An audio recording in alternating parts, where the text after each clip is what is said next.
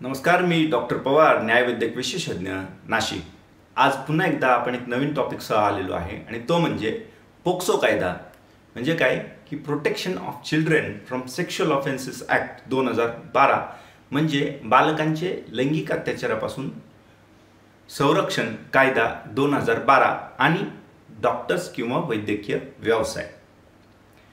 बऱ्याचदा काय होतं की आपल्याकडे मायनर म्हणजे 18 वर्षापेक्षा खालील मुलं किंवा मुलगी आल्यानंतर त्यांच्यामध्ये लैंगिक छळासंदर्भात तुम्हाला जर काही लक्षणं आढळून आले तर कायदा काय सांगतो, किंवा एखादी मुलगी जी 18 वर्षापेक्षा कमी वयाची आहे ती आपल्याकडे आली असता आपण तिची तपासणी केल्यानंतर सदरची मुलगी जी आहे ती गर्भवती असल्याचे आपल्या लक्षात आल्यानंतर कायदा आपल्याला काहीतरी बंधनकारक गोष्ट करायला सांगतो। ती काय याविषयीच आपण बोलणार आहोत। बऱ्याचदा अनेक डॉक्टरांचे मला फोन येतात की यामध्ये मुलीचं वय कमी आहे तर नेमकं काय केलं पाहिजे, मी ही तपासणी करू नको का, तिच्यावरती उपचार करू नको का, कायद्याचा काही प्रश्न निर्माण त्या ठिकाणी होऊ शकतो का, मला काही अडचण तर येणार नाही ना, मला काही त्या ठिकाणी पोलीस किंवा कोर्ट किंवा इतरांकडून काही त्रास तरी होणार नाही ना, याविषयी जे आहे डॉक्टरांच्या मनामध्ये अनेकदा बरेचसे प्रश्न निर्माण होत असतात। तर हा पोक्सो कायदा किंवा protection of children from sexual offences act बालकांचे लैंगिक अत्याचारांपासून संरक्षण कायदा 2012 नेमकं काय सांगतो। डॉक्टरांच्या बाबतीत हा कायदा असं सांगतो की ज्यावेळी डॉक्टरांना अशा पद्धतीच्या लैंगिक अत्याचाराच्या घटना ह्या 18 वर्षाखालील मुलगा किंवा मुलगी यांच्यामध्ये आढळून आल्यास ताबडतोब पोलिसांना त्याची खबर द्यावी, माहिती द्यावी, इंटिमेट करावं याविषयी सूचना करत असतो।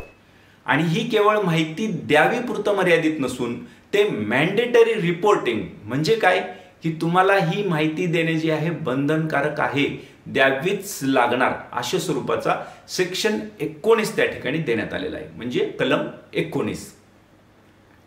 एखादी मुलगी तुमच्याकडे आली, तिचं वय 18 पेक्षा कमी आहे, तिच्यावरती तुम्ही उपचार करा, तिला जे काही जीवनावश्यक किंवा जीव वाचवण्यासाठी ज्या काही उपचार पद्धती आहेत त्या करणं आवश्यक असल्यास ताबडतोब त्या करा। आणि एकदा का तुमची ही मेडिकल ड्युटी पूर्ण झाली की तुमची लीगल ड्युटी अशी असणार आहे की तुम्हाला त्या मुलीविषयी, तिच्या गर्भधारणेविषयी, तिचं वय 18 वर्षापेक्षा कमी असल्या कारणाने पोलिसांना याची माहिती जी आहे ती कळवावी लागणार आहे। उपचार करायला आपणास कोणीही थांबवणार नाही, उपचार केल्यामुळे आपणास कोणीही त्रास देऊ शकत नाही। तथापि कलम 19 प्रमाणे आपणास त्या ठिकाणी मॅन्डेटरी रिपोर्टिंग म्हणजे रिपोर्टिंग करणंच आहे, कळवावंच लागणार अशा पद्धतीचं जे आहे ते बंधन घालण्यात आलेलं आहे।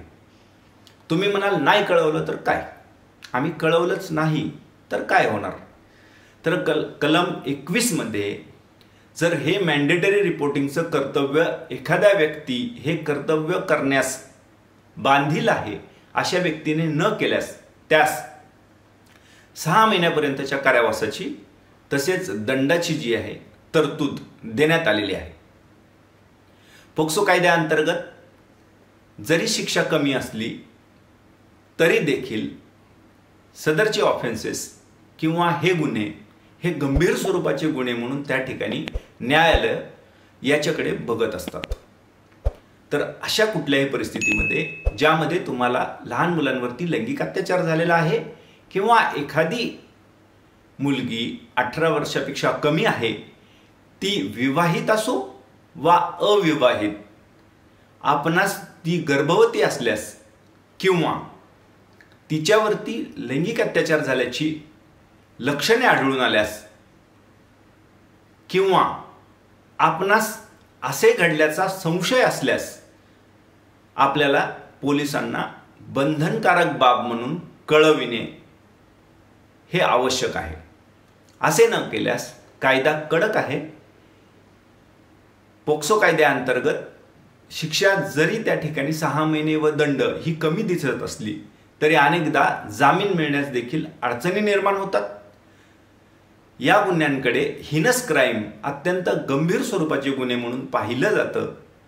तर अवश्य काळजी घ्या. माहिती आवडल्यास लाईक करा, शेअर करा, सबस्क्राईब करा.